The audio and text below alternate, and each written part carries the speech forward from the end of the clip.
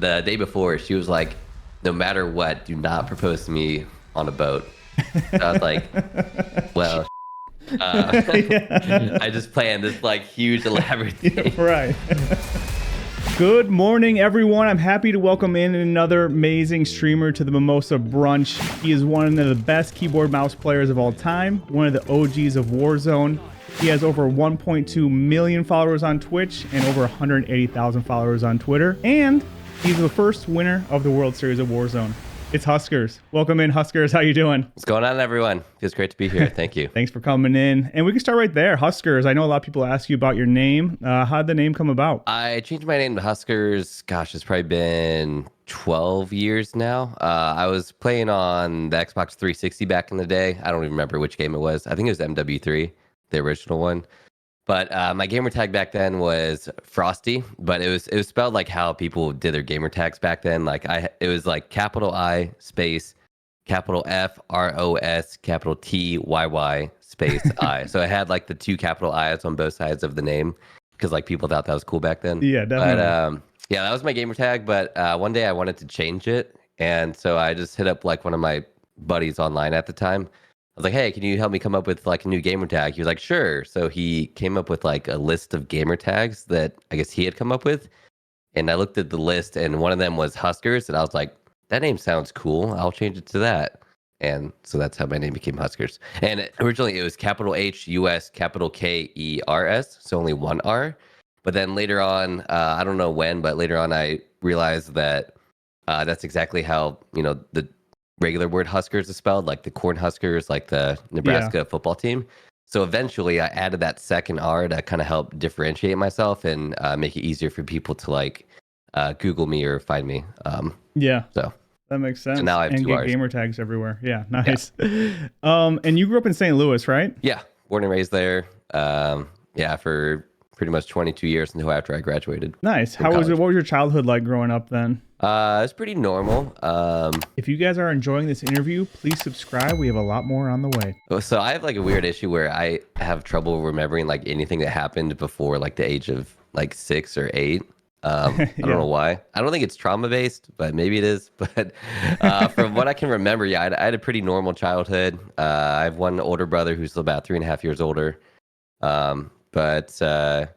Yeah, I was more of the I was a little quieter than the average person, more of an introvert, but definitely still had friends growing up, and yeah, my parents were great. They were supportive, but yeah, St. Louis. I always tell people, I feel like St. Louis is like a good place to like raise kids or raise a family, but as like an adult, once I started getting to be like 18, 19, 20, and I would go back to St. Louis like on the weekends from my college, I was like, man, there's like nothing to do here.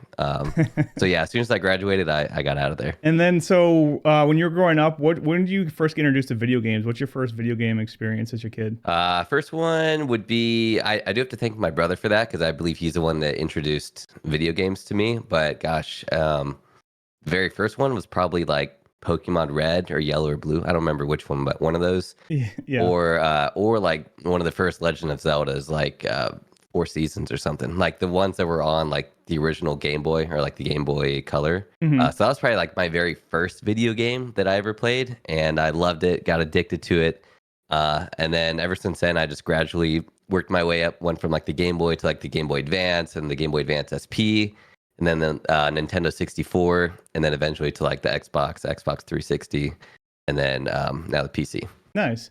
And when you are then eventually moving on to high school, are you still pretty heavily into video games? Are you into FPSs by then, or kind of what's your situation as you're moving into high school? Yeah, so I'd say I consistently have played video games a lot, like since I was like 5 or 6. When I was in high school, when I was like 14, 15, 16. So that's when I was definitely already playing like Halo and Call of Duty on the Xbox 360. Especially like my freshman, sophomore years, when I think I started like really heavily grinding Call of Duty. And that's actually when I started getting into search and destroy tournaments on game battles.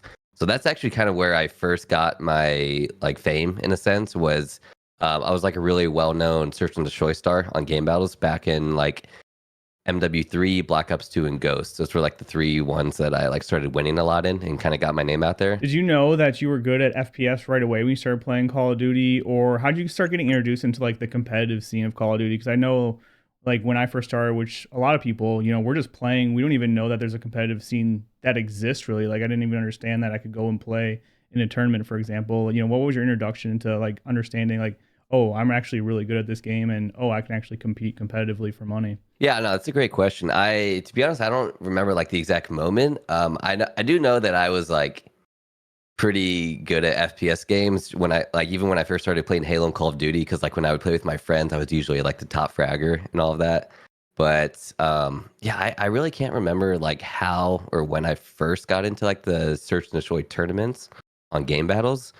But yeah, I don't know. I mean, I always loved playing search and destroy. That was my favorite mode. And I don't know, maybe like one of my friends told me about it, or I'm not even sure. Yeah. I do know when I first started streaming all the way back in 2012 as well, while I was in high school.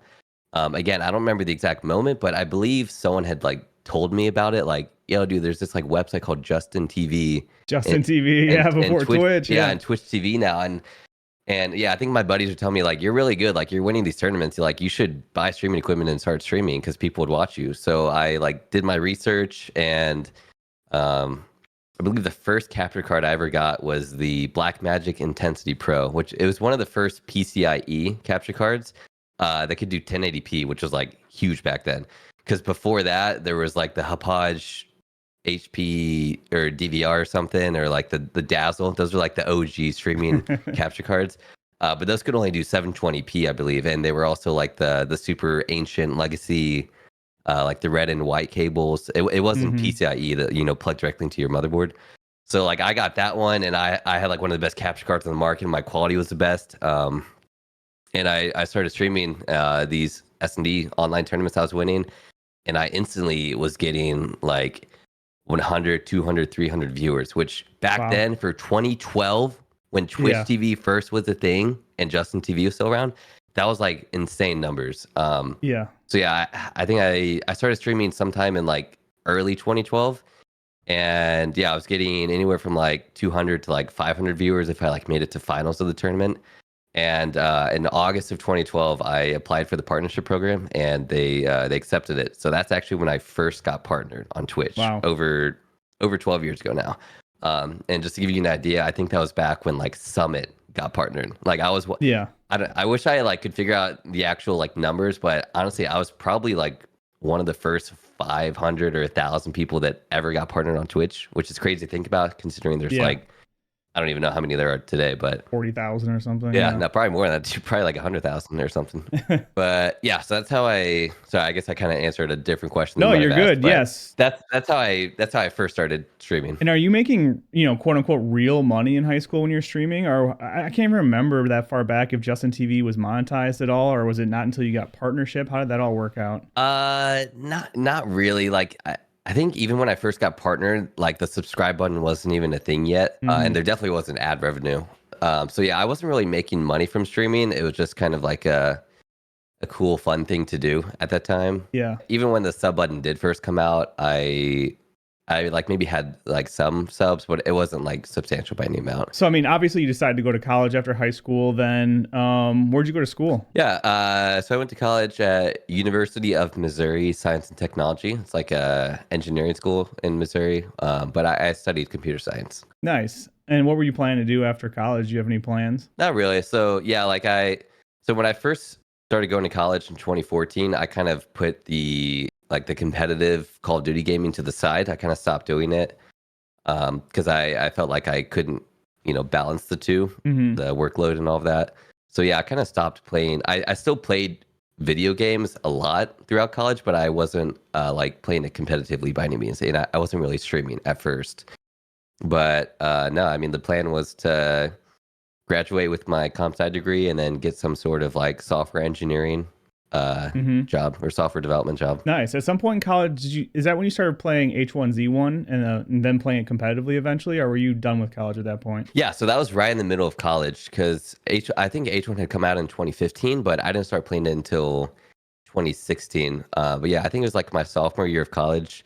Um, Leading up to that, from like 2014 until 2016, like I said, I was still playing a lot of video games, but just casually. And I think at the time I was heavily playing Dota 2 and Counter Strike. CS, Hmm. Counter Strike Source and CS:GO. Yeah, eventually, 2016 rolled around. I somehow found out about this game called H1Z1. I think I was like watching streamers for it, and I was like, this game looks really fun. So I downloaded it on Steam, started playing it, and immediately got addicted to it. I was like, yeah, that was like one of the most fun times of playing video games in my life. I just remember it was one of those games where like you started playing it and you literally you never wanted to stop playing it. Like I wanted to play that game 12 hours a day while I was still going to college. It was that fun. Yeah.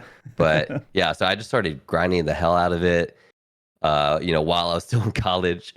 And eventually I just got really good at it. I guess I have this ability where like for most video games, I start playing it and just pick it up extremely quickly and get really good at it in like a short amount of time. So again, I somehow found out that there was like a whole competitive scene for it. Found out that there were like these tournaments coming up, and people were forming teams of 5 and all of that. So I think through Twitter I like started like looking for a team, and eventually found a team, and we started like practicing together and scrimmaging, and we played in the qualifiers for these like really big tournaments. Like a few big ones that I competed in way back in the early days of H1 was there was DreamHack Atlanta, which was like $150,000 tournament.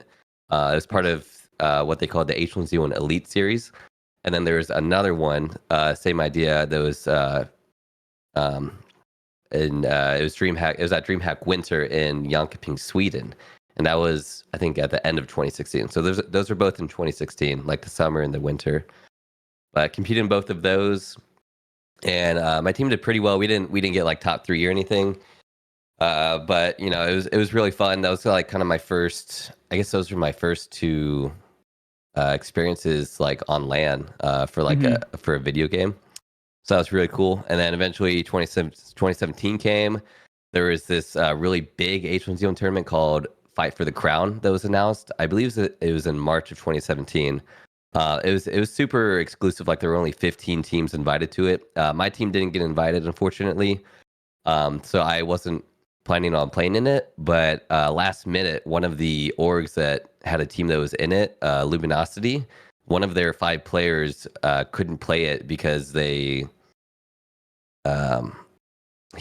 think the guy had to get his appendix taken out. And so this was a team with Ninja. So it was like Ninja, JP2, Drazzle, Adrian, and God, I can't remember the fifth person. But Drazzle, one of the guys on the team, had to get his appendix taken out last minute. So they were scrambling to find like a replacement, a substitute for this huge $300,000 tournament and it was crazy because this tournament was going to be broadcasted on the CW network. So it was actually it was on like an actual TV network. So I was trying to hit him like, yo, I'd be down to sub. And is funnily a word? I always say funnily. And oddly enough, Adrian, one of the other guys on the team, knew who I was from like the Call of Duty days and like my S&D experience. He knew who I was, and he told his team like, "Hey, we should pick this guy up. Like, I know he's been grinding H1. He's really good at it." And so they picked me up, and I don't even remember where it was actually, but I flew to wherever the tournament was, and played in this tournament with them alongside Ninja, which he was really big then as well. Like he was. He would average like a couple thousand viewers, I think, on H1, but he wasn't the person that he is today, where he's like the most famous gamer in the entire world. So that was really cool that I competed with Ninja in a huge tournament. Yeah, I didn't know that. That's sweet. Were you streaming at the time still too? Yeah, I believe so. Yeah, so I started. Oh yeah, I guess I didn't mention that. So I started streaming again. Like I picked streaming back up, kind of right when I started playing H1Z1. So like beginning middle of 2016 is when I started streaming consistently again. And when I was streaming H1, throughout the couple years that I played H1, I only was averaging anywhere from like 100 to 200 viewers. I was kind of right around that ballpark. Pretty soon you then moved back to Call of Duty into the Blackout series, right? Yeah, so that was back. That was in like yeah, that was in 2018. Even before that though, there was another big H1 thing. So they announced this whole H1Z1 Pro League for 2018, which was like a really big deal where it was going to be streamed on Facebook weekly, and it was going to be 15 teams, so 75 people in it, and each person that was in the Pro League was guaranteed like a minimum salary of like 50,000 a year. So Nice. kind of the same idea as like the Call of Duty League, where it's where each person is guaranteed a minimum salary. So it was like that type Mhm. of deal. And there were 15 orgs that were invited to it. So the 15 orgs had to find teams to represent them. And so I had a team leading up to it, and we were trying to like get on one of the orgs. So we had a lot of org talks, but my team ended up not making it. We didn't get picked up by an org, so I didn't think I was going to play in it. And then, gosh, so I ended up playing for Rogue. Though Rogue was one of the 15 orgs, and it was like a whole European team. My teammates were like Stormin, Zeke, and I can't remember the other two. But God, now that I'm thinking about it, I don't even remember how I got on their team. I think it was another last minute thing where like uh one of the five people, since they were all European, maybe it was that one of the five like had visa issues or something, and Sure. he couldn't move to Vegas because that was another thing. All 15 teams had to relocate to Vegas for this Oh because wow. it was like a LAN thing. It was like a LAN Pro League that would take place every week. Like there would be like practice on Monday, Tuesday, and then the actual game day would be Wednesday, and it was supposed to be a 20-week thing. It was supposed to be split one, which was 10 weeks with a break, and then split two for the first year. And then, if things went well, they'd renew it, do it for the second year. But yeah, I got on this team Rogue, and we played the first split. So we all moved to Vegas. And that's when I first moved to Vegas in 2018, April of 2018. How old are you at that time? 18? Yeah, I think I was. 18-year-old in Vegas for the first time? Yeah. Yes. Wait. No, I was 22. Sorry. Okay. That's a little I bit was better to 22, be in but Vegas then. Yeah. But a lot of my teammates and people from other teams, there were a lot of like 17 and 18-year-olds. Like there were like European teams that were all like 17, 18-year-olds, which is crazy that these young guys from Europe were like moving to Vegas for this Moving to thing. Vegas. Yeah. So that was the whole thing. But anyways, so I played in the H1 Pro League under Rogue. We ended up getting third place in the first split, which was like $10,000 or something. So that was pretty cool.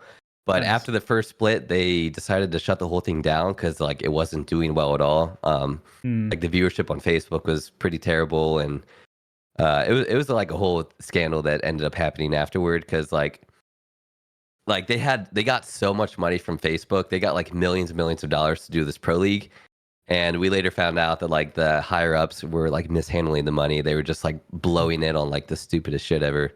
Yeah. Like no offense to like Summit or like Shroud, but like one of the weeks they like flew them out to the arena and like featured them and had them like sitting on couches and like chatting during the thing.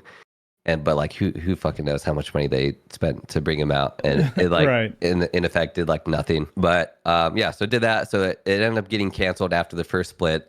So I was still in Vegas. This was around like after the first split was over. It was like July of 2018. So I just started playing H1 just kind of casually because the game was dying pretty heavily at that point, but it wasn't completely dead. So I played H1 for like a few more months. Just casually streaming it. And then eventually in, I believe, October of 2018, Call of Duty released Blackout, the first ever Call of Duty BR. When that dropped, I was like, holy shit, a new BR made by Call of Duty. I have Call of Duty roots. This could be awesome. So I started grinding Blackout on PC, and it was really, really fun. Really fun game. There were some bugs and some unbalanced things here and there, but I was also like talking to devs and trying to pass on feedback. But really fun game. There were a few like online tournaments for it that I won like a couple, placed well, got a little bit of money from that. Um, that's when I first met Summit, I believe, because I played against him in like some of these Blackout tourneys and like beat him. So he was like damn, who's this HusKerrs guy? He's nasty. So a lot of these different games that I played, this is kind of where like I got introduced to like a lot of these huge streamers that you know today, and now they're all like very familiar with me, which is pretty awesome. Yeah. So I played that for a few months, and then unfortunately, Blackout ended up pretty much dying out on PC like 3-4 months later. Like we're talking like in December of 2018, like 4 months after the game dropped. It was pretty much completely dead on PC for a few reasons. One, it wasn't crossplay. Number two, they were making people pay like the full amount for Black Ops 4 to be able to play Blackout. So people had to buy the full game. And then those were the two main reasons. And then also another kind of small reason was like the tier 3 armor in Blackout was like super OP for like 3 months. It took them forever to nerf it.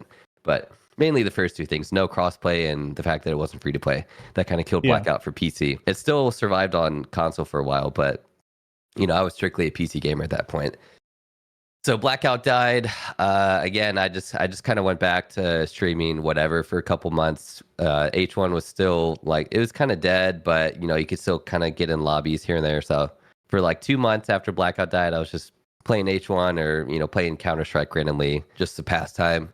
And then sorry, is it okay if I'm like going through like my entire No, this is, I mean, these were the order? questions I was, yeah, this is what I was going to walk you through anyway. So this is perfect. I'm just kind of letting you go, which is perfect. But I was going to say, just to give people context, from when H1Z1 is dying out and you're playing Blackout, you're making enough money just to do that? Or what's your living situation like at that point? Oh, yeah, that's a good question. So right when I graduated from college, I immediately moved to Vegas for the H1 Pro League, where I was getting paid a salary from the org. So I was getting paid a salary from the org, and also the org that I was a part of, Rogue. They were one of like a few orgs that were like that put us in like really nice housing. So like me and the nice. 4 other guys, we were staying in like these really nice 2-bed, 2-bath apartments in Vegas during that stint. But yeah, so I was getting paid a salary from Rogue, and then I was also making little more supplemental income from my stream. Like, you know, back in 2018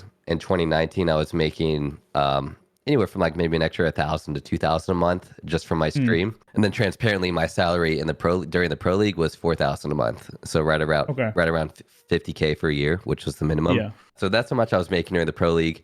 And then even after the pro league died, I talked with Rogue, the org, and they really liked me and knew that I was like a super nutty just BR player in general. So they agreed to keep me on the org as like a content creator or like a pro player. Nice. And they agreed to just keep me at that same salary. So 4,000 a month. So, you know, they kept paying me the 4,000 a month, and then I was making a little extra from my streaming. And so, yeah, so I was living off of that in Vegas. And then, yeah, Blackout came out, you know, started playing that again. I was still getting paid the salary from the org. And then eventually, after Blackout died, Apex Legends dropped out of nowhere. Like, no one knew this was coming. I believe it dropped in February of 2019. And again, it was like a new BR. So I immediately wanted to try it because I loved BRs and was doing really well on all the previous ones. So I started playing Apex and got really good at it. And there were all of these tournaments that were getting thrown for Apex in the very beginning, like Twitch Rivals and like Boom TV tournaments, I think. So I was competing in all of these tournaments. Rogue, the org, was like super interested in Apex, and they're like, yeah, we'll just keep you on as like an Apex pro player now. And so they like let me kind of build my own like pro team for Apex. Nice. And but eventually, anyways, like shortly after Apex came out, I was competing in all these tournaments. I formed a team with, it was myself, Sweet Dreams, and Drops. So the 3 of us were a pro team in Apex for Rogue for about a year. I competed in Apex for a year, played in all these tournaments. There were a few LANs that I played in as well, I think, or maybe it was just one. The major LAN that we played in was it was at TwitchCon EU in 2019. So this was in Berlin, Germany, and it was kind of like a content creator type tourney. Like, I'm not gonna lie, of the 20 teams that played in it, only 3 teams were like actual pro teams, and the rest were kind of like content creators or like mixed pro players. Sure. But anyways, my team got invited to it, all three of us somehow. So we flew to Berlin, played in this tournament. It was the prize pool was $500,000. Damn. There was like a qualifier 1, a qualifier 2, and then the finals. And yeah, the prize pool for the finals was 350K, and then the prize pools for the qualifiers were 75K. So in our qualifier group, we got first place, which was like $8,000 or something, and then for the finals, we also won that. So we won that LAN tournament, and I think the total prize was like 28,000 each for the three of us, which was awesome. But so that was like my first big like LAN win. Although I feel bad like saying it's like a full blown LAN win because, like I said, there were a lot of teams that weren't like full pro Apex teams in it. But still a really cool experience. It might have been the only Apex LAN I played in because ALGS wasn't a thing at this point. ALGS didn't become a thing until I think 2020 or like the end of 2020. But anyways, played Apex for a whole year professionally with those two guys. Played in all of the online tournaments, scrimmages, the whole deal. And then eventually Call of Duty Warzone dropped in March 10th of 2020. I was still competing in Apex at the time, but this game dropped, and again, I just saw like a huge opportunity for just another massive BR to come out, especially being Call of Duty since I loved Blackout so much. So I told my two teammates, Sweet and Drop, that I was going to go kind of grind Warzone just for like a few weeks, just to kind of see what's going on, see what it's like. And so yeah, like the first like few weeks of Warzone, I grinded the shit out of it. And again, they were just like these pop-up tourneys coming out everywhere. Like there were Twitch rivals and all sorts of like 25K, 50K, 100K tourneys it was like every week. And so I was competing in all of them, of course, and I was winning a lot of them, or winning or getting second or third in like a ton of them. And because of that, all of a sudden just my stream just started blowing up.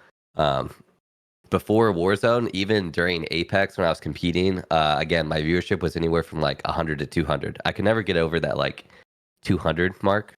But as soon as Warzone dropped and I was competing in all of these huge 100K tourneys that like huge names like Doc and Ninja and Summit were playing in, my stream just blew up because I was winning like a lot of these tournaments, and all of these viewers were watching these tournaments from the other streams.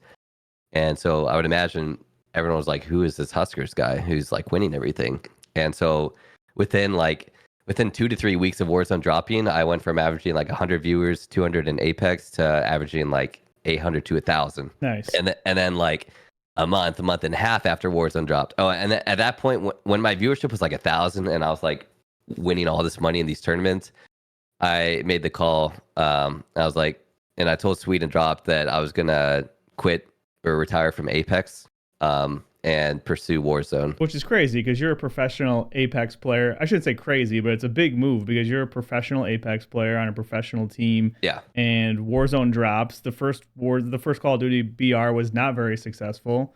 Warzone drops. You're grinding it. You're winning all this money in tournaments, and you decide I'm going to retire from Apex, professional player, and play Warzone, which doesn't have a professional league at all at that time. And you're gonna make the switch and hope for the best. Right. Yeah. It was kind of like a risk, even though like my stream had already kind of blown up. Because like, I mean, who knows? Like, it could have just been like a little temporary thing. So yeah, it definitely was like a risk, but I felt really good about it. The viewership was like insane for it. So yeah, I told them I wanted to retire from Apex and pursue this. So that's what I did. I pretty much quit Apex altogether and entirely focused on streaming and playing Warzone. Yeah, and my viewership just kept growing. It was like 1,000 after like a couple weeks concurrent, and then like a month later is at like 2,000, and then like 3 months later is at like 4,000, and it just kept growing and growing. And oh yeah, and then also of course COVID happened like literally like the month that Warzone dropped is like when the lockdown started, which is crazy to think about, like the timing. And so of course that had a huge impact. Like COVID was a terrible thing for the world, but I will say for like Twitch and for viewership on like streaming platforms, that definitely blew everything like out of the water. Oh yeah. That had a massive impact on how big Warzone became. And so I am grateful that that the timing of that kind of happened, especially for me. But anyways, so yeah, my stream just kept growing. I mean, a lot of you guys know you know, it just kept growing. I kept competing in all these tournaments in Verdansk and winning a lot of them, and eventually my viewership. I think I don't know which months it was, but I think at the peak of it, like my average concurrent viewership, when I would go to like my analytics and look at like the monthly CCV, I think I averaged like my best months were like 9,000 or even 10,000 concurrent. And like during those months, I remember I would start my stream and like an hour into my stream, I'd already be at like 6,000 viewers, which is insane. And yeah, I remember so many days where like I'd start my stream, I'd stream for like a few hours, and then like around like 2 to 3 hours into my stream was right around when like Nick Merckx and Swag would end their stream and go offline. And I just remember seeing my viewership go from like 8,000 to 16,000. Like I was Yeah. getting like 16, 17,000 viewers just naturally with no tournaments on some of those days. Cause like these guys had like 50K viewers and they go offline. So then like 20% of their viewers would go to other people like me. Right. And yeah, so you're dominating all these tournaments in early Warzone. You actually are the first player to hit 100,000 in earnings in Warzone, which is pretty awesome. You're Right. making real money from streaming, I assume, at this point. So everything is going amazing. And then well, I guess before we get to there, were you playing with a consistent team all throughout some of those early tournaments in Warzone leading up to the first World Series, or who was your team during that time? So in the very beginning, like I'm talking the first like 3 months of Warzone, most of the tournaments were like trios, like teams of three, and it was me, Diego Soares, and Josh OG. That was like my first team, and even for some of the tournaments that would be like quads, I remember we picked up like Ninja for a couple of them. But yeah, me, Diego, and Josh OG, that was like my first ever like trio team for Warzone. And I remember I think we won like 2 or 3 Warzone Wednesdays that Keemstar put on, and maybe a couple like Twitch rivals. But then uh, eventually they kind of like slowed down a bit. They stopped playing Warzone as much, or they kept playing Warzone, but they weren't like hardcore competitors, Like eventually the competitive scene started coming out, and the nutty Warzone players started appearing. Right. After them, gosh, I don't even remember who like my team was. Um, oh, I mean, I kind of bounced around. I know at some point in Verdansk, like me, Z-Laner, and Destroy were kind of like a team. I remember we won a $100,000 optic tourney. So yeah, that was the team at one point. Of course, me and Symphony were like a duo for a very long time. We definitely ran like 2v2 kill race tournaments for a while and won a bunch of those. I remember one trios kill race tournament. Me and Sim picked up Cloaksy. So we won a tournament together, me, Sim, Cloak. There's another trios timed kill race tourney that I think was me, Sim, and Z-Laner. So yeah, I was playing with like Symphony a lot, playing with Z-Laner a good amount. I played with Cloak for a few tourneys. And then and then leading up to the first official World Series of Warzone tournament, my team for that was myself, Aiden, and Rated. So I guess that was my first like true competitive trios team, I guess you would say. Yeah, because Warzone was a lot different back then. It was, no one really knew how to play Warzone. It's a lot more casual. People were kind of bouncing around playing with whoever. But yeah, so the first World Series of Warzone comes up. You team up with, Aiden, and who was the other one? Rated. And Rated, and you guys win the first World Series of Warzone. Yeah. What's that like? I mean, it was a crazy time. I can't even recall the actual moment we won. I feel like I have bad memory just about everything, but I think I do remember doing a shoey, or Nice. I definitely chugged a few beers after we won it because it was so hype. Yeah, for sure. I think I did a shoey, and then I think I also used one of those trophies to chug out of, because those are two trophies that I won back in Verdansk from I believe they were 2v2. They were like bracketed 2v2 tourneys. One Nice. was from the Doritos Disruptor series, which was like a Twitch Rivals type thing that they ran. And then yeah, the other one's also Doritos, Twitch rivals. So yeah, those are both with Symphony, I believe. But yeah, no, it was amazing to win like the first like official like World Series of Warzone $1 million prize pool tournament. So yeah, that definitely felt good. And that was Awesome. that was what the end of 2020, I think. You met some other people in Warzone as well. One of them being P90 Princess, who is now your fiance. How did you guys end up chatting and eventually meeting up? Yeah, so Ali and I actually met way back in during the H1Z1 days. Oh, So the way that happened was during the H1Z1 Pro League, I was a pro player for Rogue, like I said, and she actually was like a team manager for another team called Absalon. And so during the Pro League, like we never like talked, or like we knew of each other, like she knew who I was and I knew that she was like a manager for a team, but we never really spoke until after that first split of the Pro League had ended. And the way we met was there was a mass text that was sent out one day after the first split had ended, and we were just all on break, just chilling in Vegas. A lot of the players and managers were in this big like group chat, and someone sent a message one day and was like, "Hey, does anyone want to go golfing here?"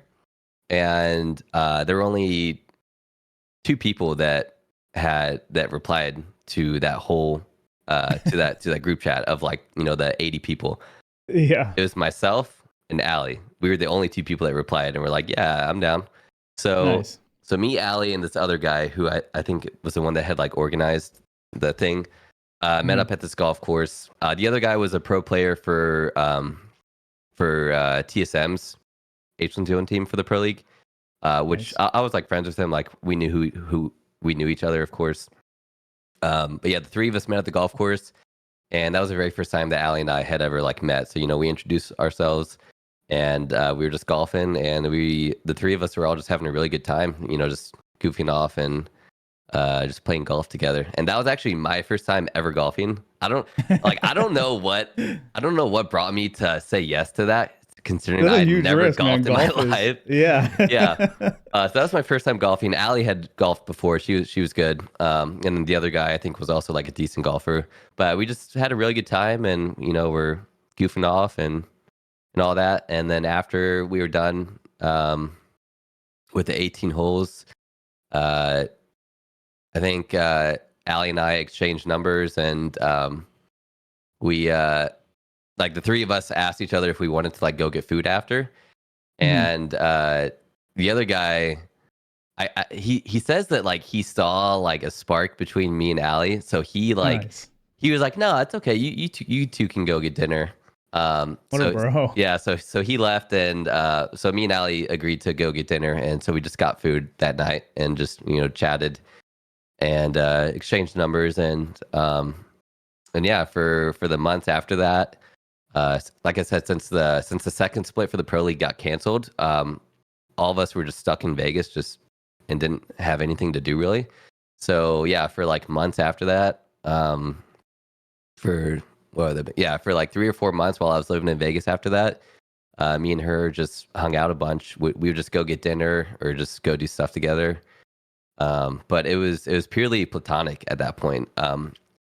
We were just hanging out as friends the whole time. I secretly liked her the whole time, and Of she course, yeah. she said that she secretly liked me the whole time as well. Yeah. But like I said, I'm a very not very, but I'm better now. But I've always been a pretty introverted person, so I was kind of like Sure. waiting for her to make the first move, which I know is like not typical.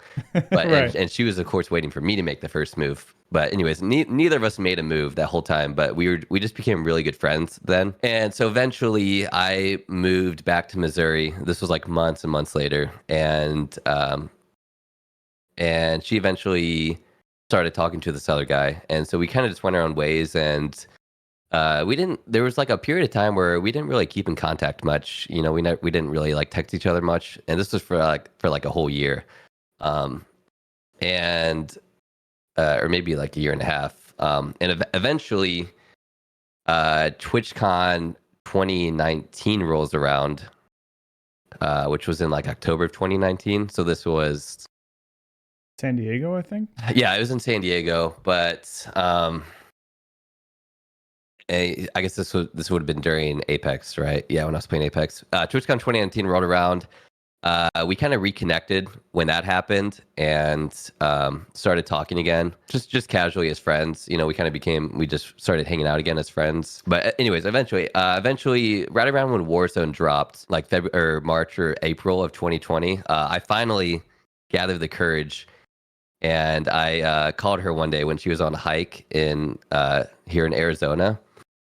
And this was after she and her previous ex-boyfriend had broken up. I called her one day. I was like, "Hey, I've been thinking." I was like, "Hey, I've been thinking about you," Smooth. and she was like, "Oh, have you?" And so then after that, we started texting again and being like a little more flirtatious. And so that's when we actually started like talking. Hmm. And then eventually it progressed, and then we kind of set like June 1st, 2020, as like our official day that we started dating. So we really started dating then, and we've been together ever since. And yeah, now we're fiancés. But but yeah, I always like to tell people we were first really good friends during like the H1 days. We were like best friends, and then eventually like a couple years later I made the move and asked her to date me. That's awesome. But are So you still in Missouri at that point? She's in Phoenix, and then how did that work? I mean, was you guys were just long distance for a bit? yeah, so when I called her and we started like talking like that, I was in Kansas City at the time, and she was in Arizona already. Because that period of time where like we weren't really talking, she ended up meeting this other guy because she was still living in Vegas, and then she met this other guy who lived in Arizona, and as they were dating, she eventually moved to Arizona for him. But then he turned out to be like a huge narcissistic asshole, and they broke up. But she had already moved to Arizona, but she like loved it. She fell in love with Arizona after she Nice. moved there. So she broke up with him, but she stayed in Arizona and was just like renting a house. Yeah, and then Warzone came out. I made a move. I was living in Kansas City at the time, and yeah, so like the first year that we were dating, I was living in Kansas City and she was in Arizona, and yeah, we just kind of did long distance. And then eventually, like 6 months into dating, I told her that I wanted to move to Arizona to be with her because my lease in Kansas City was up. Hmm. And she was like, "No, I'm not gonna let you. I don't want to let you, or I don't want you to move to Arizona, for me." So I was like, "All right, fine. I'll move to Vegas then, which is right by Arizona." So I moved back to Vegas and found like a townhouse that I rented just for like 7 months.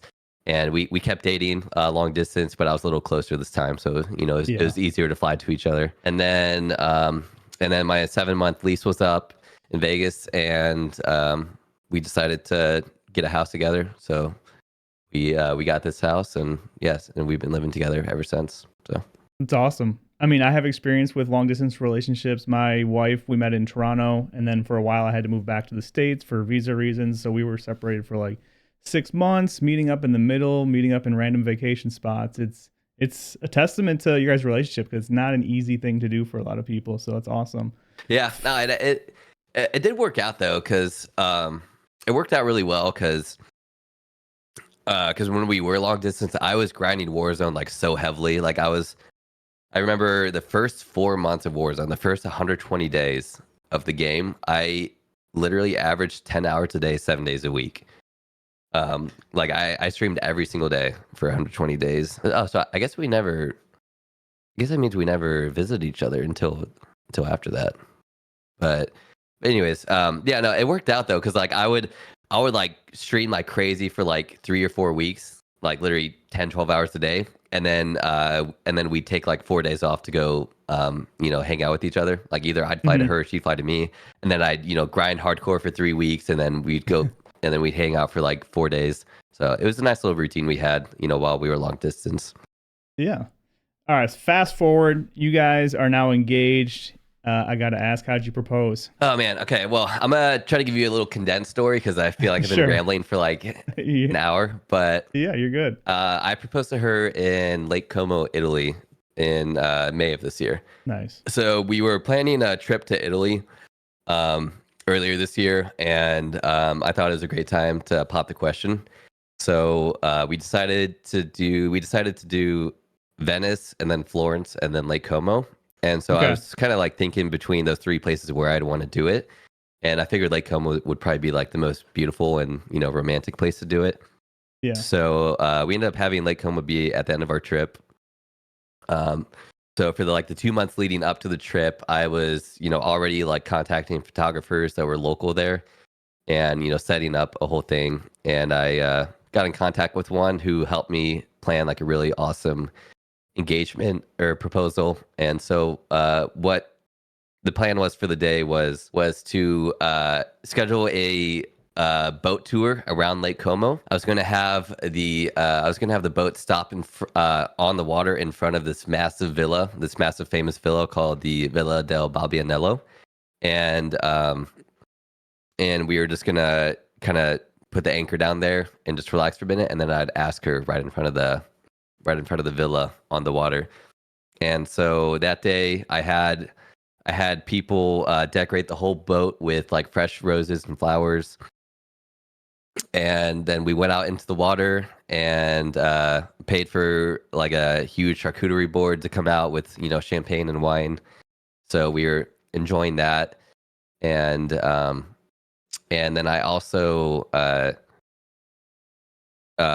scheduled while we were kind of just anchored sitting in front of that villa, I had a second boat with live musicians come right up to us. Nice. It was an accordion player and a violin player. And I had them play one of her favorite EDM songs. It's called First Time by Seven Lions. But there was like a really cool like orchestral version of it in like C minor or something that was on YouTube, like a really beautiful version of it. And I had them play that for her. And so they did that. And I was supposed to pop the question while they were, playing that song for her after, we had anchored and we had the charcuterie board and all of that. But I ended up not proposing then because the day before the boat ride, she had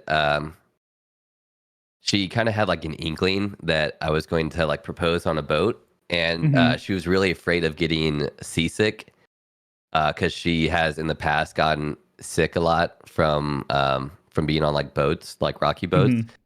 And so yeah, the day before, she was like, no matter what, do not propose to me on a boat.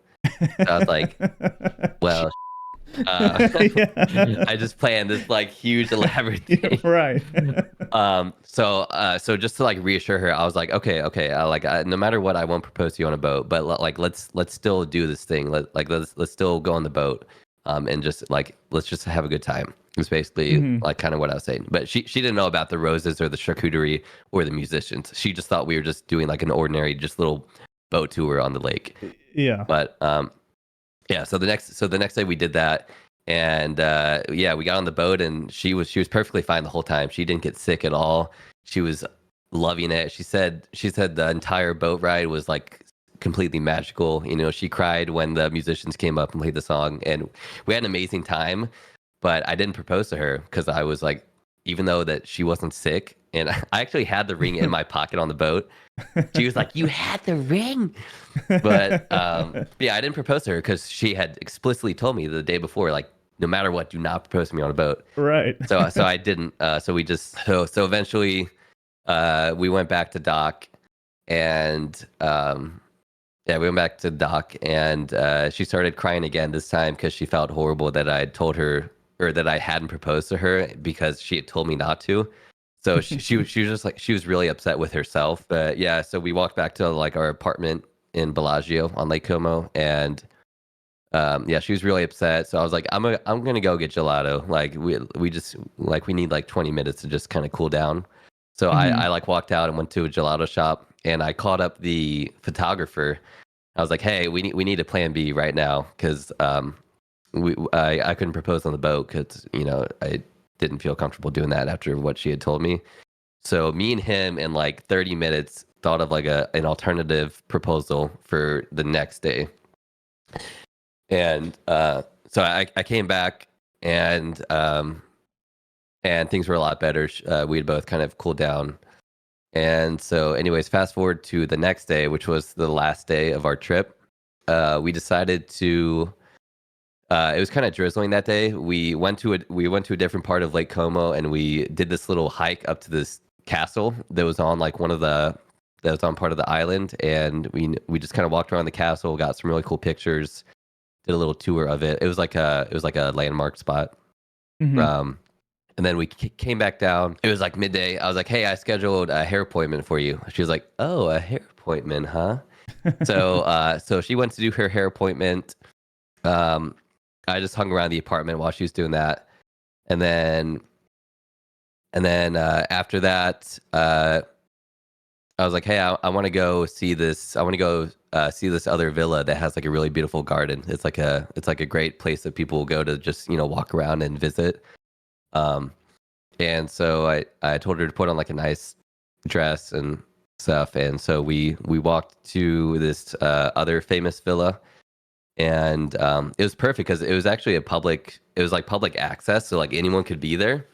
Mm-hmm. But I guess because it had rained a little earlier that day, it was pretty empty. There were like a few people here and there, but it was pretty empty for the most part. But yeah, we walked to this villa and we went to the front of it where they had like a nice, beautiful garden area, like right in front of the lake. And the photographer was already there, kind of hidden. He had like his ball cap on, hiding in the shadows. Yeah. And I took her up to this. God, it was so funny. Me and the photographer had initially planned for it to be at this one spot along the wall where this little gate was. And so I told Allie, I was like, "Hey, let's go get a picture over there by that gate."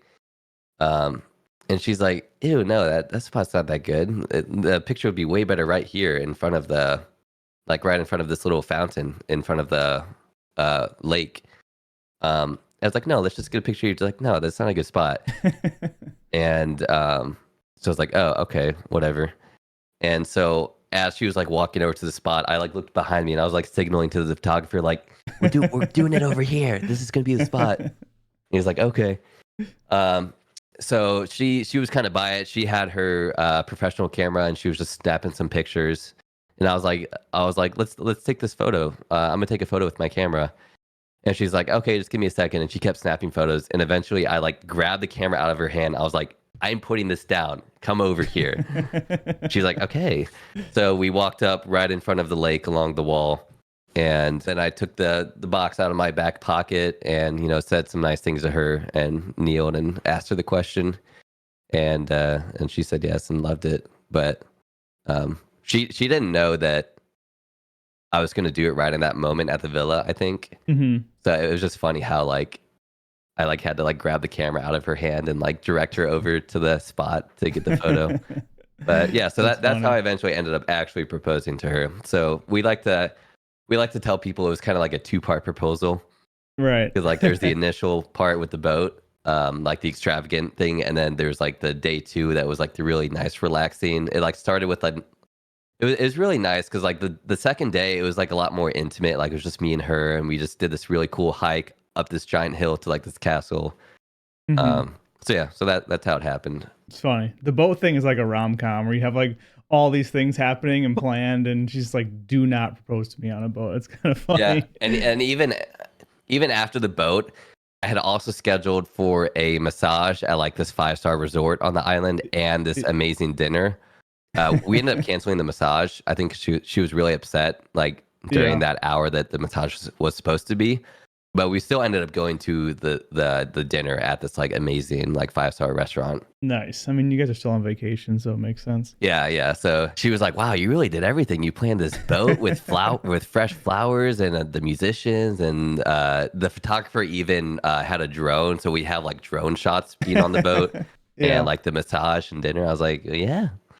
I was like, you're worth it." But yeah, so That's awesome. that's It's a how great it ended story. up happening. Yeah. Yeah. So Warzone did have a couple of moments of drama for you. One of them being a pretty famous beef with Nick Merckx. I think it started from something stupid like he wanted to host all of the games in a tournament because he thought that your lobbies would have more hackers because you're on PC. Obviously, that's now obviously incorrect, but then it went beyond that, and you guys had some back and forth publicly.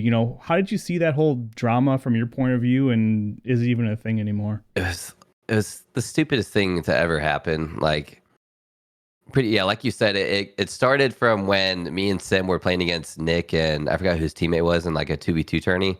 And like Mhm. we had like hosted the first map, or sorry, yeah, I forgot who, but someone hosted the first map, and like we ran into a cheater and like had to reset like once or twice. Um, and then for the second map, it was me and Sim's host, so I like went to go host, and he was like, you should let us host because like you're more likely to get cheaters in your games. And I was like, no, like it's our host, like that's how the rules work. Mhm.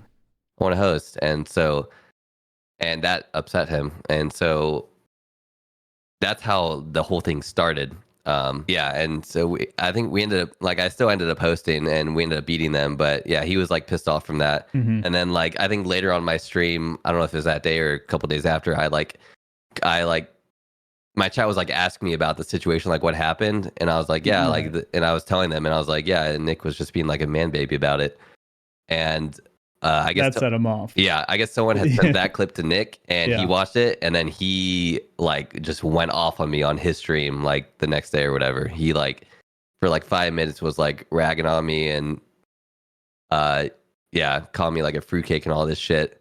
Yeah. And that's when like these like news reporters like Jake Lucky and all that, Yeah, I picked remember it that. up and you started making like videos on it and shit. Mhm. And yeah, it literally just blew up. Way out of Like proportion, yeah. Nick was a massive creator back then, averaging like 60K concurrent on Warzone. Yep. And I was pretty big myself, but not nearly his level. And Sure, yeah. yeah, and dude, just like the whole M fam, it felt like a whole mob just came after me Mhm. for like weeks and weeks and weeks. Like this went on for like months. So yeah, that wasn't very fun. I like felt the I like yeah, like I said, it lasted for like months and months. Mhm. Like even like a year after it had happened, I would still occasionally get like a random person come into my Twitch chat and be like, it'd be like an M fan person. They'd be like, Nick owns you or some shit like that. And I was like, bro, that shit was like a year ago. Yeah. So yeah, that wasn't a very fun time. In hindsight, I definitely wish it just had never happened. I do think that it was such a silly thing to be blown out of proportion. Yeah. But regardless, yeah, it definitely wasn't fun having to deal with that shit for so long. Yeah, And I can definitely understand that. and Allie, P90 princess at the time, also she at one point she like was standing up for me, and she like Sure. she made like some comments on it like on Twitter or something, like she made a tweet about it, and then a lot of like Nick's viewers started like attacking her and like Mm. calling her horrible shit and all that. So it was like an even worse time for her because she was dealing with all this shit, especially being like a woman.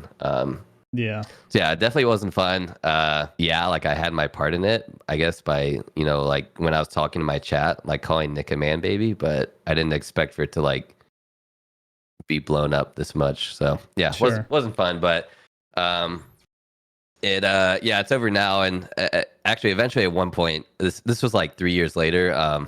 I think like last year or something, there was like an Apex tourney, a Twitch Rivals that I played in, and Nick was also in it, and the format was weird where like it was teams of three, but like the tournament format was like this like 6v6 like TDM mode or something that Apex had. But Mhm. at one point, like my team and Nick's team had to be on the same team, and so we were Mhm. like in a Discord call, and he's like, I know this may be awkward, but I'm just here to play some. I'm just here to play this tournament, and I was like, yeah, dude, that shit was like 2 years ago. I'm just here to play this tourney and like win some money. He's like, all right, cool, and so we like played on this we for that round we were like on the same team and like we won that round, and so I think that kind of like officially like settled the beef a little Squash bit, it. Yeah. Nice. even though it was like 2 years later. But then like something else happened like recently with like I think Swag's buddy Jay Smooth, where like I ran into Jay Smooth in the solos, and I was just like being like my goofy like self on my stream and just like talking shit like in a in like a comedy manner or a comedic Yeah. manner or whatever. And yeah, and Swag like saw clips of it, and he thought I was like being serious and like calling Jay Smooth like a bitch for real and like being like actually toxic. And so he like took offense to that, and yeah, and so that was a whole nother weird situation that happened within like the last year. And I even like reached out to both Jay Smooth and Swag and like apologized. I was like, no, I was just like, bro, I was just like playing a solos game and just like talking shit in game like for fun. Like there's nothing serious behind it. But they didn't, or Swag didn't really seem to like believe that. But I think like I think like Nick saw that, and also and like now like Nick and I aren't like, or he doesn't like fuck with me again.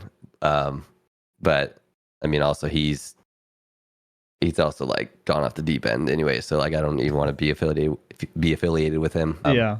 Yeah. So that's how that whole thing went down with Nick like years ago back in like Verdansk. Getting away from that a bit, you've been streaming for a long time, which is an accomplishment of itself. There's so many people that go up and down and kind of disappear from streaming. You know, what would you say is the biggest secret to your success from just even your longevity standpoint of being able to do it for so long? So I tell you, I definitely got like I obviously put in the time and effort. Like I put in the hours, like streaming like crazy hours, you know, during Warzone when it first dropped to like, you know, keep growing when Warzone was like huge. Like once you reach that point, I guess the secret is to just stay consistent and, you know, keep putting in the effort to, you know, post on social medias and all of that. Cause like I honestly aren't even doing as much as I should be. But I do feel like there are a lot of creators out there that were like really big at one point, but they slowly fell off to where like even now they're struggling.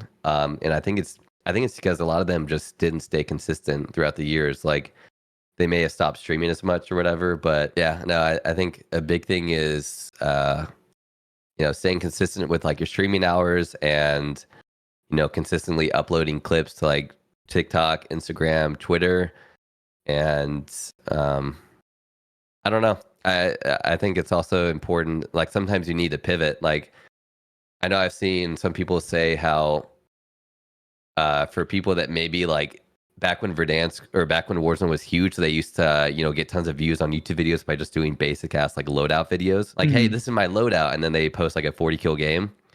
You know, like today that might not really work anymore. Like you might have to kind of think outside the box and come up with like more creative ideas for like YouTube videos specifically.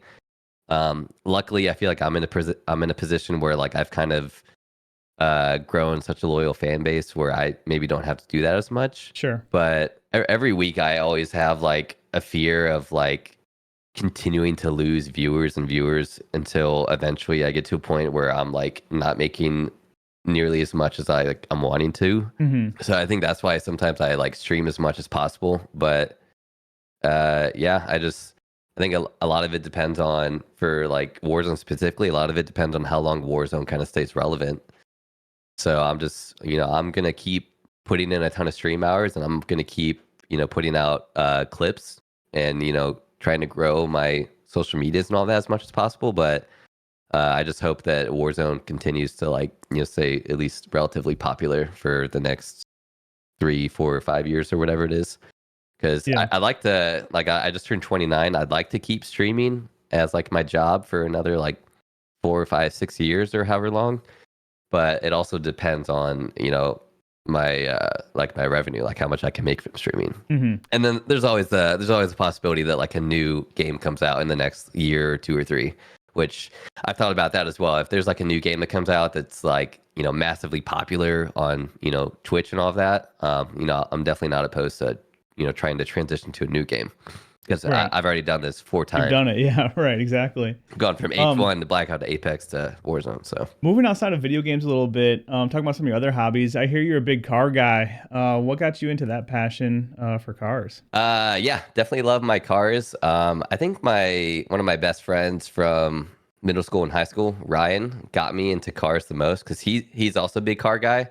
And I think just when I started hanging out with him a lot, I kind of like started developing a love for just cars in general. But I'm one of those guys who can, you know, spend hours just like looking up car reviews on YouTube. Yeah. Definitely more of like the modern car side. You know, I do appreciate like classics. Like one day, if I have the money and like the Hmm. space, I would love to have just like some classic car in my car collection. Yeah. But yeah, definitely like modern cars more. That's kind of more my. That's kind of what interests me more. I'm the same way. I would rather have like a brand new car than a classic car any day. But Yeah. what's your best car experience? Have you had any really cool car experiences with some supercars or anything like that? Yeah, there's Ali for one of my birthdays. I think it was my 27th birthday 2 years ago. She bought this amazing like supercar experience package in Vegas for my birthday, where we went to this track in Vegas, and they allowed me to pick like two supercars, and I was able to take both of them around this track for like 8 laps or something for each one, or 4 laps. Nice.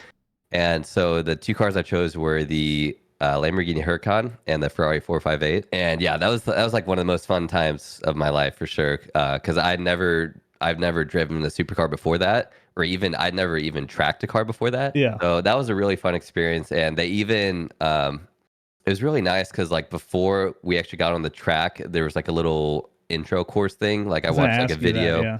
Yeah, there's like a little video I watched, and and then after we watched the video, one of the professionals also took us in this Maserati SUV, the Levante, I think, and Hmm. he took us around the track. Like he was like tracking it while we were in the back seat, kind of just you know giving me pointers and kind of showing me like how it works. And so even that in itself was really fun because we were in this like SUV, like flying around corners. Yeah. But yeah, that was definitely one of my best, probably my best birthday present I've ever gotten, and Nice. one of my most fun experiences I've had, and definitely have been itching to do it again at some It point. sounds awesome. Yeah. I know you also like to travel, which is one of my passions as well. What's the best place you've been, or some of the best places you've been in your opinion for vacation? Definitely Italy. I mean, we've gone to Italy the last 2 summers now. Oh, nice. Yeah, Lake Como was amazing. I know that's one of Allie's favorite places on earth, probably. You've been to the Amalfi Coast there? Yeah, yeah. Nice. Last summer we kind of did like southern Italy, so we did like Rome, island of Capri, and Amalfi Coast, and then I this. did that same exact trip. Yeah, it's Okay, sick. yeah, and then this past summer we did like northern, like Florence, Venice, and Lake Oh, Como. cool. Nice. Where else have we been? I mean, Sweden was fun. It wasn't really a vacation. It was for that H1Z1 tournament in Yeah. Jönköping, Sweden, which I think is like far north of. But yeah, that was fun. Definitely want to go back there at some point. And always a fan of going to Mexico for little beach trips. We've been to both like Cancun and also Cabo, which is a little closer to us. I love There's Cabo. Yeah. yeah, but yeah, I think as far as like vacations go, my favorite are ones with like beaches. Like beach vacations are probably my favorite. But Nice. yeah, Italy is really fun too because Allie and I are both huge foodies. So anytime we get a chance to like try like new restaurants or try new cuisine, it's always fun for us. Awesome. You might have seen we've been doing the Mount Rushmore of Warzone. My Mount Rushmore has 5 heads. Who do you I've got heard. on your? It may or may not have been a tactic to get people to reply. Mount Rushmore only has 4 heads, but anyway, who are the 5 people on your Mount Rushmore for Warzone, Oh, and why? that's smart to purposely do that so people are like, "There's only 4 heads." Because any publicity is good publicity. Yeah, I'll take the interactions. Thanks, guys. Yeah. So I wanted to ask before that, what's kind of the criteria that you're looking for to like put people on Mount Rushmore? It's a good question because that's a lot of the comments too about like, oh, this guy would whoop this guy's ass in Warzone, blah blah blah. But it's not really. It's about the what they meant to the game, basically, like their legacy in the game. Their gunny can be part of it as well, but kind of just like what they meant to Warzone in general. So there's people like Jay got up there who's not the best gunny in the world, but he had a lot of influence on the game. So it's all things considered, influence, gunny, skill, winnings, really whatever you want it to be. But Okay. after you say a name, you can explain why too. Yeah, no, fair enough. I was kind of wanting to like base my choices off of like kind of like their influence on Warzone, like you were saying. Yeah, absolutely. So I guess first ones to come to mind, I think Biffle should definitely be up there as one of the 5. I won't include myself for the 5, But yeah, I'd say Biffle would be one of them for sure, just because he's like one of the most iconic Warzone competitors, especially considering that he was like on top in Verdansk and he's still like one of the best today, even 4 years later. I think he definitely deserves to be up there, especially also, you know, of course, he's like a huge name in Warzone. Like if you ask any person who like isn't actively in the Warzone scene to like name like the first few people that they think of when they think of the name Warzone, they probably will say Biffle. Let's see, another popular name. I feel like Aiden's got to be up there. Aiden's probably the thought process for Aiden would kind of be similar for like me. He's just another like iconic name in like the Warzone competitive scene. Like he's played in nearly every major tournament. You know, he has a huge following, and you know, he's also won one of the World Series of Warzones as well. So he definitely deserves to be up there. Let's see, 5. So that's only 2. There are 2. Yep. I'd say I think Swag deserves to be up there as well. Again, just not as much from like the competitive side, but just from like how big of a following he has, and how again he's also been around forever, and he's just been a huge name in the space. You know, he's definitely one of the biggest like Warzone YouTubers out there, as well as streamers. It's tough because like there are a few names that I want to say like Iron or Tommy, because they were so like relevant and well known back during like, you know, peak Warzone and like Verdansk or maybe even Caldera. But it's tough because like I feel like both of them. Well, I know Iron doesn't play as much anymore, and Tommy still plays, but I don't know. Let's see, 5. Oh my gosh, how could I forget Symphony? Symphony definitely deserves to be up there as well. Again, another just massive creator that's, you know, also competed in. Well, not anymore, but back during Warzone's prime, he was one of the top competitors, and he has consistently played Warzone. He's consistently put in the hours since day one. I mean, even today when Warzone, you know, isn't nearly what it used to be, he still, you know, streams it every single day. So, yeah, I think Sim definitely deserves to be up there. So we got Sim, Biffle, Aiden, Swag, and I just want to say that there are tons of like amazing Warzone like players and competitors out there, like, you know, like Shifty, Hisoka, Almond, Noobs, people that have been around since the beginning and are still competing today. They're on top. But I'm also trying to base this on, like you said, their like kind of their influence on Warzone, and like their kind of like their like the public perception of like these people related to Warzone. So it's hard for me to put somebody like Shifty or Soka or Almond up there, because even though they're one of the best in the world, and they're just like a random person on the street that like knows of Warzone probably won't know them compared to people like Aiden or Biffle. So I think with that, I'd probably say FIFA kill for number 5. Yeah, FIFA. Same reasons. Great. Just again, a huge name that's been around forever, and, you know, continues to put out a bunch of content, and, you know, stream it consistently and all of that. It's great. It's a great Mount Rushmore of Warzone. So nice. An issue that I know is near and dear to your heart is aim assist. As again, one of the top keyboard mouse players doing it a long time, I know you probably have a lot of opinions on it, but kind of zooming out and being having a wide angle lens, you know, knowing that controller players exist, knowing that it's majority of the player base. What do you think they could do to make it a little bit more balanced for keyboard mouse players, at least for people like you or Iron or Brett or, you know, whoever it is? Yeah, it's a great question. I think the struggle with finding a nerf for aim assist is that we need to find a way to tune it or adjust it in a way that like the mass casual player base, aka 95% of the people that play the game, wouldn't really feel a huge effect on it. In other words, if they nerfed aim assist so much to a point where like the average dad that plays Warzone that's like a 0.8 KD is like it like notices like a huge change, and they feel like they're, you know, way worse overall, then that's not going to go over well for the game. Like that would be detrimental to the game. So with that, in my opinion, I feel like the best way to balance it would be to reduce the intensity of maybe just the rotational component of aim assist. So as you know, with your left thumbstick, which is your movement thumbstick, there's rotational aim assist with that, and then with your right aiming thumbstick, there's just like the normal aim assist. So there's two components to aim assist. Like there's two ways to get aim assist.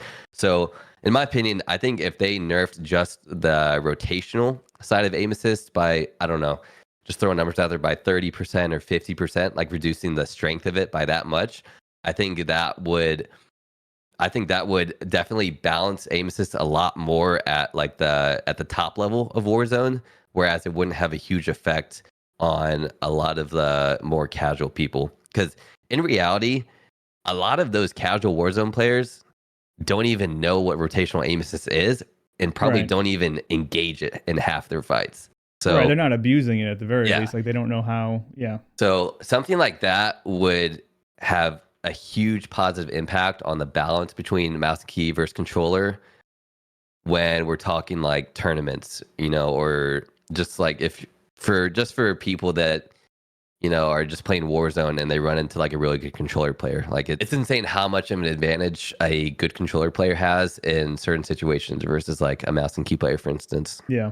I know for Black Ops 6 and for the Black Ops 6 integration into Warzone, we already have this one aim assist nerf that's coming where all controller players are going to lose aim assist altogether from like 0 to 2.8 meters, I think, which that is kind of nice. I kind of like that change for those fights where like, say you like slide into a doorway and you collide with like another person. Like in like 95% of those fights, if it's like a mouse and key player and a controller player and they like, slide into each other or collide, the control players win in the fight like 95 out of 100 times. So it'll be nice to balance that. But like, to be honest, I wouldn't even mind if they reverted that nerf, or if they didn't even bring that nerf to the game and they just did like the like reduction in rotational aim assist. Like I would rather have a nerf to rotational aim assist than that thing that they're planning on doing. But that makes sense. Yeah. And Iron, I don't know if you got a chance to watch, but you should, because he talks about you specifically talking about like your mechanical skill and what all the visual noise of the game added. And that's one of the things that he wanted to see changed, is like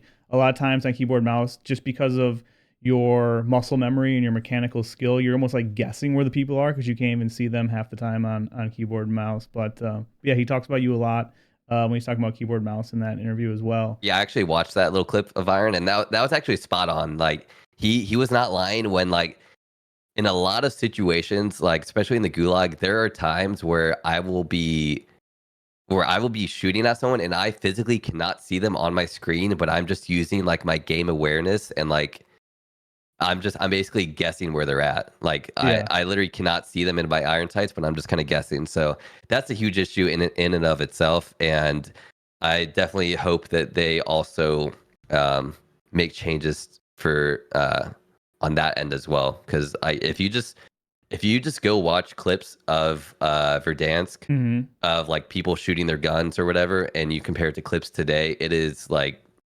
insane how big of a difference it is today with how much visual clutter and obstruction and just bullshit that's like happening on your screen. Yeah, and I'm a controller player, but yeah, I would still like to see that eliminated, and I would actually be in favor of reducing aim assist too. Like I think most of the upper controller players understand, like if they reduce aim assist a little bit, it's going to make a bigger skill gap for controller players as well. But yeah, exactly. And I've asked so many notable controller players, like all the controller player like streamers out there, and they are all in favor of a nerf to aim assist because they know that would just increase the skill gap, like you said, and it would reward people that like actually practice and train to have like the best controller aim that they can. Yeah, 100%. Yeah, and again, going back to like the reduction in like visual recoil and visual clutter.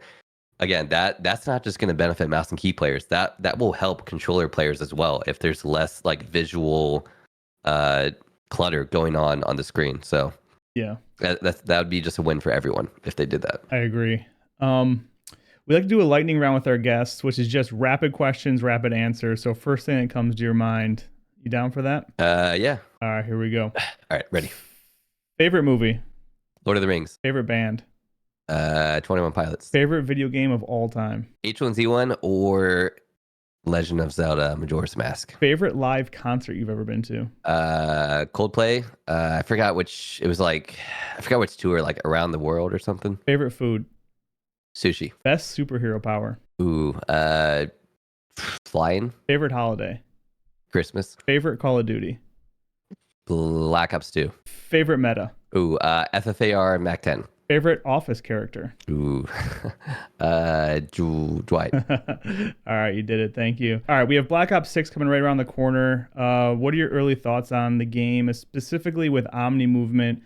Since you're a keyboard mouse player, do you think that there's an advantage for one of the inputs or with Omni movement? I mean, I think I'm sure there's probably going to be. Yeah, I think for Omni movement, controller will probably have a bit of an advantage with that. Just with the way Omni movement is, and like the fact that like with a controller with thumbsticks, you kind of have like 360-degree movement. It might be a little tougher for mouse and key with like the WASD. And also that's kind of basing that off of when I was playing the beta. Like the movement felt like pretty good even on mouse and key, but it's I don't know. I feel like the only way that the movement might be really good for mouse and key is if there's some sort of like hidden movement mechanic that like comes out. Like if you remember during Warzone 2.0 or MW2, there was, I believe at one point there was a way for only mouse and key players to do like an insta prone where they could prone like extremely fast. Yep. So hey, if something like that happens in Black Ops 6 with Omni movement where like it's exclusive to mouse and key, that'd be nice to kind of like help balance things. But I mean, I have pretty low expectations for it being balanced. So and I have to give you props. Like I've said before, you've been doing this for a long time and you're still qualing and going to World Series of Warzone and competing and doing well. But eventually age comes for everybody. Have you thought about what you do after competitive video games? Yeah, it's definitely been a thought that's been creeping up, especially the last like year. But I would love to get involved in something like real estate investing, whether that be residential or like even the commercial side. I would love to kind of dive into that whole realm and research that, explore that, whether that be just by myself or if I have a few colleagues that I kind of partner up with to do sort of investments like that. That definitely heavily interests me. Awesome. Well, Husk, I think we've said it all. I appreciate your time today. I appreciate you for the 10 plus years of entertainment you provided. I know that with just the interviews I've done so far with like Brett and Iron, they both mentioned you as someone that they looked up to as they were coming up, especially as keyboard mouse players. You're a generational talent in that sense, and it's awesome to continue to watch you do what you do. At World Series of Warzone, I was there. I tweeted out, there's nothing like a HusKerrs win when you guys won that match, came down to the interview. So that was pretty dope, man. And I just can't wait to see what you have in store for this next Warzone integration. Thank you again for your time. Of course, appreciate it. And yeah, shout out to Brett and Iron as well. They're one of the few mouse and key players left. I feel like because of everything that's happened the last few years, they've pretty much scared all the mouse and key players away. So I'm hoping for Dance coming back and Black Ops 6 and all of that, hopefully we can kind of see a resurgence of some mouse and key gamers trying out Warzone again. All right, Husk, have a good day, man. I appreciate your time. Thank you. Thank you.